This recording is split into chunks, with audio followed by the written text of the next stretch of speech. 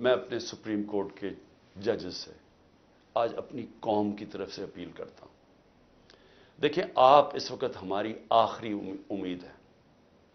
پاکستان میں اب role of law ختم ہو چکا ہے. آئین اس ملک کے اندر تقریباً ختم ہو چکا ہے. جب 14 میں میرا یہ رائٹ تھا، میں نے اسمبلیز اپنے آئین کے مطابق ڈیزالو کی تھیں، 2 اپنی اسمبلیز میں نے اپنے آئین کے مطابق ڈیزالو کی تھی کہ 90 دن میں الیکشن ہوگا. کدھر گیا الیکشن؟ 14 مئی کی انہوں نے ڈیٹ دی چیف جسٹس صاحب نے اور سپریم کورٹ. 14 مئی گزر گئی، کسی کو کچھ فرق ہی نہیں پڑا. تو اس کا مطلب تو آئین جب آپ کا گیا ہے تو رہ گیا جنگل کا قانون. اب تو اس میں مطلب کہ جو طاقتور وہ فیصلہ کرے گا کون سا آئین کی شکل پہ چلنا ہے. اس نے نظریہ ضرورت تو شروع ہو گیا پاکستان میں. میں اپنے سپریم کورٹ کے ججز کا، مجھے پتا ہے آپ کے اندر اختلافات ہیں. دیکھیں، ملک کے لیے بہت ضروری ہے. آپ نے اگر اس ملک کی جمہوریت کو نہ بچایا اور آخری امید اب آپ رہ گئے، یہ تاریخ آپ کو معاف نہیں کرے گی. کیونکہ جا رہا ہے جس طرح پاکستان جا رہا ہے، یہ ساری ہماری ڈیموکریسی کو ڈسمینٹل کیا جا رہا ہے. سارے جو جمہوریت کے ادارے ہیں وہ ایک ایک کر کے تباہ کیے جا رہے ہیں. یا جمہوریت نہیں ہے اب. ہم تو میں بیٹھا ہوتا ہوں ہر روز کہ کس دن آ کے مجھے پکڑ لیں گے. ایک دم انٹرنیٹ بند کر دی پکڑ کے. یعنی کون سی جمہوریت میں ہوتا ہے؟ سارے لوگوں کو جیلوں میں ڈال دے. مجھے یہ نہیں پتا میں اب کسے کانٹیکٹ کسے کروں. میرے سے کانٹیکٹ ہی کوئی نہیں ہو رہا. نہ مجھے لیڈرشپ ملتی ہے نہ کوئی ملتا ہے. جو میں زوم پہ میٹنگ کرتا تھا، انہوں نے وہ انٹرنیٹ بند کر زوم ہی ختم کر دیا. تو میں تو تیار بیٹھا ہوں کہ جو بھی کرنے کے لیے آئیں گے، جب بھی پکڑیں گے، میں تو خیر تیار بیٹھا ہوں، ہر روز تیار ہوتا ہوں. لیکن میں آپ سے، سپریم کورٹ کے ججز صاحبان، دیکھیں قوم آپ کی طرف دیکھ رہی ہے اور یہ آپ کی یونٹی اس قوم کے لیے بہت ضروری ہے. آپ کے اوپر اب ہے کہ اس ملک کی جمہوریت کے لیے سٹینڈ لیں. آپ کے لیے ضروری ہے کہ اس ملک کو آپ بچائیں کہ یہ ٹوٹل جنگل کا قانون، بنانا ریپبلک بن رہا ہے ہمارا ملک. یہاں کسی شہری کو اس وقت جو آج آواز اٹھاتا ہے، کوئی تنقید کرتا ہے، اس کو یا اٹھا کے لے جاتے ہیں یا اس کو مارے پڑتی ہیں یا ان کی بزنسز بند کر دیتے ہیں. یعنی یہ تو ایسے لگ رہا ہے کہ ہم وہ ہٹلر کے گسٹاپو کے دنوں میں بیٹھے ہوئے ہیں. یعنی ہمارے لیے تو وہ دن آ گئے ہیں. تو موزز سپریم کورٹ کے ججز صاحبان، یہ آپ کے اوپر بہت بڑی ذمہ داری ہے. اور اللہ ان لوگوں کو، جن لوگوں کو ذمہ داری دیتا ہے، ان کے اوپر امتحان بھی بڑا ڈالتا ہے. یہ آپ کے اوپر ہے، ہماری جو رئیس جمہوریت ہے اس کو بچانا، کیونکہ ہمیں اور اب کوئی امید نہیں نظر آ رہی. آخر میں القادر کے اوپر دیکھیے جی، اب آپ نے ایسے سمجھ رہے ہیں کہ یہ ساری جو ایک کیبنٹ کے اندر فیصلہ ہوا تھا 3 دسمبر 2019 میں، اب آپ نے ایسے دیکھنا کہ آپ میرے کیبنٹ ممبرز ہیں اور آپ نے کیا فیصلہ کرنا ہے. یہ میں نے اب سارا میرا جو کیس بنا ہوا ہے وہ یہ کہہ رہے ہیں کہ یہ عمران خان آپ نے فیصلہ غلط کیا.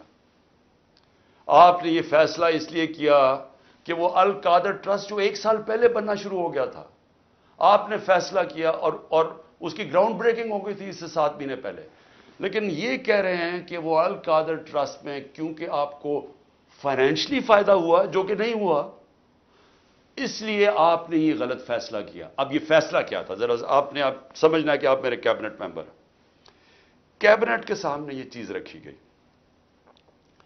کہ جی ہمارے ایک ملک ریاض کے اور این سی اے ہوتا ہے نیشنل کرائمز، ان کی نیشنل کرائم ہوتی ہے ایجنسی. وہ این سی اے نے ملک ریاض کے پیسے فریز کر دیے 190 ملین پاؤنڈ انگلینڈ کے اندر. اور ورڈ یہ سنیں، انہوں نے کہا یہ سسپیشس ٹرانزیکشن ہے. انہوں نے منی لانڈرنگ نہیں کہا. انہوں نے کہا کہ ہمیں شک ہے کہ یہ پیسہ یہ وائٹ پیسہ نہیں ہے، بلیک کا پیسہ. انہوں نے پیسے فریز کر دیے. ملک ریاض اور این سی اے کے بیچ میں ایک اگریمنٹ ہو جاتی ہے، ان کے وکیل اگریمنٹ کر لیتے ہیں. اس اگریمنٹ کے تحت یہ فیصلہ ہوتا ہے، ملک ریاض کہتا ہے کہ یہ جو 190 ملین پاؤنڈ ہے، یہ میں پاکستان میں جو میں نے سپریم کورٹ کو وعدہ کیا تھا، جو میرے اوپر جرمانہ لگا تھا मैं ये उस अकाउंट में डालना चाहता हूं सुप्रीम कोर्ट के। हमारी कैबिनेट के सामने अब ये आता है कि आपके पास दो चॉइसेस हैं। अगर आप इसको, ये एग्रीमेंट को कॉन्फिडेंशियल रखेंगे, यानी आप कैबिनेट के अंदर खोलेंगे नहीं, क्योंकि उनका यह था कि जब कैबिनेट में एग्रीमेंट खुलेगी तो वो पब्लिक हो जाएगी, क्योंकि कैबिनेट के मिनट्स पब्लिक हो जाते हैं। तो उन्होंने कहा क्योंकि वो पब्लिक हो जाएगी इसलिए हम इसको कॉन्फिडेंशियल रखते हैं, लेकिन अगर अदालत खोलना चाहे तो वो खोल सकती है, या कोई एजेंसी नैब कोई खोलना चाहे खोल सकती है। ये थी एग्रीमेंट। लेकिन अगर आप ये नहीं मानते, अब ये जरा गौर से सुने, अगर आप इसको कॉन्फिडेंशियल नहीं रखते तो आपको पाकिस्तान की गवर्नमेंट को बरतानिया के अंदर जाके केस करना पड़ेगा कि ये जो 190 मिलियन पाउंड है ये पाकिस्तान से मनी लॉन्ड्रिंग होके गया है, और आपको साबित करना पड़ेगा कि ये पाकिस्तान से मनी लॉन्ड्रिंग हुई है। अब समझ गए? अब अगर आप ये केस हार गए तो ये पैसा इंग्लैंड में रह जाएगा, ये आपका 190 मिलियन पाउंड चला जाएगा, ये इंग्लैंड में रह जाएगा। तो अगर आपको वो केस जीत जाते हैं तो फिर वो पाकिस्तान में आएगा, और वो दूसरी मद में आएगा। वो आएगा उस मद के अंदर के ये जो सुप्रीम कोर्ट की जो अकाउंट है उसमें नहीं जाएगा, और गवर्नमेंट ऑफ पाकिस्तान को आ जाएगा मनी लॉन्ड्रिंग का। अब कैबिनेट के अंदर डिस्कशन क्या होती है? हमें बताया जाता है कि $100 मिलियन पाकिस्तान लिटिगेशन में, यानी हम वकीलों को दे बैठे हैं और पैसा डूब चुका है $100 मिलियन, और कुछ नहीं हमें मिला वापस। हमें लीगल एक्शन से आज तक एक आना नहीं मिला, और उन्होंने कहा ये 5-6 साल लिटिगेशन चलेगी, और कोई गारंटी नहीं है कि आप साबित कर सकेंगे कि जी मनी लॉन्ड्रिंग का पैसा है आप ये, और अगर आपने साबित ना किया तो ये पैसा इंग्लैंड चला गया। अब ये था कैबिनेट ने क्या फैसला किया, आप क्या फैसला करेंगे कि क्या मुझे 190 मिलियन पाउंड मिल रहा है वो पाकिस्तान आ जाए उसी वक्त? हमें बड़ी डॉलर्स की जरूरत थी, हमें हमेशा होती है, आज भी हमें डॉलर्स की जरूरत है, और कभी इतना पैसा पाकिस्तान नहीं आया। क्या हम इस पैसे को फौरी तौर पे ले आए और स्टेटमेंट में कर दें, या फिर हम कानूनी कार्रवाई में पड़े जो कि 5-6 साल चलेगी और पता नहीं पैसा आएगा नहीं? मुझे एक आदमी बता दें कि जो इससे इख्तलाफ करेगा कि वो पैसा पाकिस्तान ले आओ। मैं ये पूछना चाहता हूं कि कौन सा अहमक होगा जो पता होगा कि आपने केस भी नहीं, यानी कौन सा ये जुआ खेलेगा और 5-6 साल इंतजार करो और हो सकता है पैसा ही ना आए? तो सारी कैबिनेट ने फैसला किया कि जनाब ठीक है, कॉन्फिडेंशियल एग्रीमेंट हम मान लेते हैं, पैसा पाकिस्तान आ जाओ। पैसा पाकिस्तान आ गया, स्टेट बैंक के अंदर डिपॉजिट हो गया, सुप्रीम कोर्ट के अंदर वो पैसा डिपॉजिट हो गया 190 मिलियन पाउंड। अब अगली बात, अब नैब मुझे कह रही है कि आपने ये इसलिए बदनीयती से किया क्योंकि आपने, मलिक रियाज ने आपके लिए अल कादर ट्रस्ट जो है वो उसने जो सारा उसका स्पॉन्सर वो था, तो आपने उसको फायदा पहुंचाने के लिए कर दिया। भाई सवाल बड़ा सिंपल है, आज आपके पास 190 मिलियन पाउंड पड़ा हुआ है सुप्रीम कोर्ट में, नैब आज कहे कि यह गलत मद में पैसा आ गया है, आप जाके इंग्लैंड के अंदर केस करें और साबित कर दें कि मनी लॉन्ड्रिंग का पैसा है और वो उधर से उधर चला जाएगा। यानी आपको कौन रोक रहा है इस चीज में? क्योंकि आपने सिर्फ साबित करना है कि मनी लॉन्ड्रिंग का पैसा, जाके केस करके कर दे, पैसा तो पाकिस्तान आ गया। तो कौन चीज क्या आपको रोक रही है?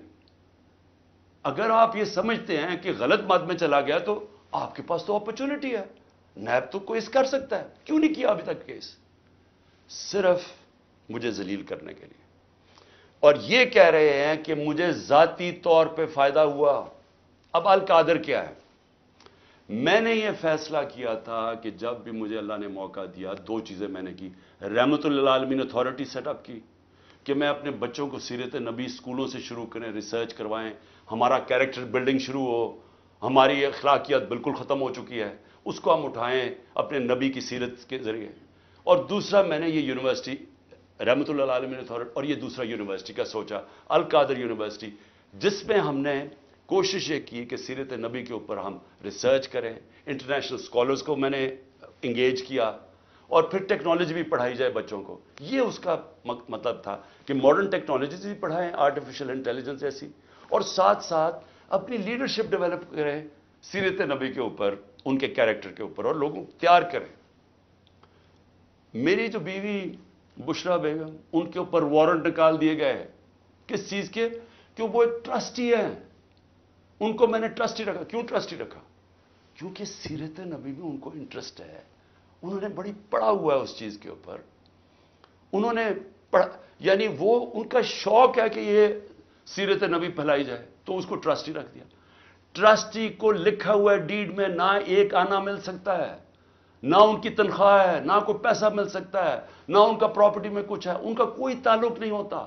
ٹرسٹی کا صرف کام ہوتا ہے کہ جس وجہ سے ٹرسٹ بنا تھا، مثلا شوکت خانم ہے، تو شوکت خانم اگر غریبوں کا 75% مفت علاج ہونا تھا کینسر کا، تو یہ نہ ہو کہ وہ 50% کر دیں. یعنی اس لیے ہوتا ہے ٹرسٹ. جو پالیسیز ہوتی ہیں وہ، باقی پروفیشنل چلایا جاتا ہے، چاہے وہ القادر ہو، چاہے نمل یونیورسٹی، چاہے شوکت خانم ہو. نہ مجھے 1 روپے کا فائدہ آج تک شوکت خانم سے ہوا ہے، نہ نمل یونیورسٹی سے ہوا، اور نہ القادر سے ہوا. کیونکہ القادر ایک پروفیشنل اب وہ چل رہا ہے، وہاں سارے بچوں کو مفت تعلیم مل رہی ہے، جو بھی القادر میں پڑھ رہے ہیں سب کو مفت مل رہی ہے. اور ان کو جس طرح میں نے آپ کو کہا کہ اس کا مقصد کیا. یہ کہہ رہے ہیں نیب کہ مجھے ذاتی طور پہ فائدہ ہوا. کدھر؟ اچھا، کیونکہ پیسے کا تو کوئی بتا نہیں سکتے، مجھے کیا پیسے کا فائدہ ہوا؟ تو کہہ رہے نہیں سیاسی طور پہ آپ کو فائدہ ہوا، کہ جس طرح القادر سے میری سیاست جم گئی. یہ ہے کیس. میں صرف آپ کو یہ بتانا چاہتا تھا کہ اتنا پروپیگنڈا ہو رہا ہے. لوگوں کو بتا 4.5 گھنٹے مجھے نیب میں بٹھایا، اور بار بار یہی پوچھتے رہے کہ جی دیکھیں آپ کو تو اس سے بڑا فائدہ ہوا ہے. اور ملک ریاض کو آپ نے کیوں کیا؟ بھئی ملک ریاض کو اس لیے کیا کہ پاکستان کے سب سے بڑا بلڈر ہے وہ ہے ملک ریاض. اور ملک ریاض میرا کیا انٹرسٹ تھا؟ وہ اس کے پاس جو موبلائزنگ اکوپمنٹ ہے وہ سب سے تیزی سے کام کرتا ہے. یعنی وہ اگر آپ اسے کہے کوئی اتنی تیز کام نہیں کرتا جتنا ملک ریاض کی کنسٹرکشن کرتی ہے. میرا انٹرسٹ کیا تھا؟ کہ وہ جلدی سے سیٹ اپ ہو القادر. جتنی جلدی سیٹ اپ ہو، اور میں اگر پرائم منسٹر تھا میں ان کو فائدہ پہنچا سکوں، انٹرنیشنل اسکالرز لا سکوں ہوتے ہوئے اس وقت. میرا تو صرف یہ انٹرسٹ تھا. اور مجھے اس سے کیا انٹرسٹ ہے؟ جس طرح ہر سال شوکت خانم میں 9 ارب روپیہ اکٹھا ہوتا ہے، تو کیا وہ میری ذات کے لیے ہو رہا ہے؟ اس لیے میں چاہتا تھا کہ میں آپ کو کلیئر کر دوں کہ جس طرح کی کوششیں کی جا رہی ہیں، اور مجھے جو انہوں نے پکڑا تھا نیب میں وہ اتنی بدنیتی تھی کہ انہوں نے 28 کو ایک دم میری جو انکوائری کو انویسٹیگیشن میں بدل دیا. مجھے انکوائری رپورٹ ہی نہیں دکھائی، اور 28 کو انکوائری سے انویسٹیگیشن کرتے ہیں، 1 تاریخ کو میرا وارنٹ نکال دیتے ہیں، اور مجھے پتہ ہی نہیں ہے کہ قانون کہتا ہے کہ انکوائری میں میرا جواب آنا چاہیے. اور جس دن میں اٹھاتے ہیں مجھے وہاں سے رینجرز آ کے مجھے جس آپ کے سامنے جو طریقہ انہوں نے اختیار کیا مجھے اٹھانے کا، اس دن میں بیل لینے کے لیے بیٹھا ہوا تھا، کیونکہ ہمیں اخباروں سے پتا چلا کہ انہوں نے انویسٹیگیشن کر دیا. کوئی انصار عباسی کا آرٹیکل آیا 30 اپریل کو، تب ہمیں پتا چلا کہ انہوں نے انویسٹیگیشن کر دیا. میرے وکیل نے لکھا لاہور اسلام آباد ہائی کورٹ کو، یہ کیا مذاق ہو رہا ہے؟ تو میں اس دن اسلام آباد ہائی کورٹ اس پہ جا رہا تھا عدالت میں، جب انہوں نے ادھر سے اغوا کر کے باہر لے گئے اور پکڑ کے. جب جیل میں پہنچا تو پہلے ہی دفعہ تب انہوں نے مجھے انکوائری رپورٹ دکھائی. تو یہ تھا سارا ڈرامہ. میں نے کہا آپ سب کو بتا دوں. آخر میں اپنی ساری قوم کو کہنا چاہتا ہوں کہ دیکھیں یہ جو برا وقت ہے یہ ایک اللہ کا نظام ہے، اس میں ہمیں صبر کرنا چاہیے. کوئی ہمیں اس میں دل برداشتہ نہیں ہونا چاہیے. قوموں کی زندگیوں میں یہ مشکل وقت آتے ہیں، اور کئی میرے لوگ بہت مشکلوں سے گزر رہے ہیں، لیکن باقی ساری قوم کو میں ایک چیز کہنا چاہتا ہوں، اپنے ذہن میں ڈال لیں کہ اس طرح کی غلامی، یہ شذیدیت، اس طرح کی غلامی کو قبول کرنے سے بہتر ہے مر جاؤ. اللہ نے آزادی کو کیوں اتنا بڑا رتبہ دیا؟ کیوں جو انسان اپنی آزادی کے لیے لڑتا ہے اللہ نے اور مرتا ہے تو اس کو شہید کہتا ہے، اور جو بچتا ہے اس کو غازی کہتا ہے. پیغمبروں کے بعد شہید کا سب سے بڑا رتبہ ہے. کیوں ہے؟ کیونکہ اللہ نے آپ کو بتایا ہے کہ انسان آزاد میں نے پیدا کیا ہے، لا الہ الا اللہ. وہ کسی انسان کی غلامی کے لیے نہیں اس نے ہمیں پیدا کیا. یہ جو ہمیں غلامی کروا رہے ہیں کہ پکڑ کے جناب وہ دبا کے گلا دبا کے اور کہیں کہ جناب میں تحریک انصاف چھوڑ رہا ہوں. اس لیے نہیں پیدا کیا. اور قوم جب ظلم کے سامنے سر جھکا دیتی ہے، خوف کے بت کے سامنے جھک جاتی ہے، وہ قوم تباہ ہو جاتی ہے. اس لیے حوصلہ رکھنا ہے. آپ کا کپتان جب تک اس کے اندر خون ہے وہ کھڑا ہے، آخری گیند تک لڑنے والا کیپٹن ہے آپ کا. ہار ماننے کا سوال پیدا ہی نہیں ہوتا. جو بھی یہ کریں گے میں اس کے لیے تیار ہوں. اسی قوم کو بھی میں یہ کہنا چاہتا ہوں کہ آپ نے کسی صورت ہار نہیں ماننی.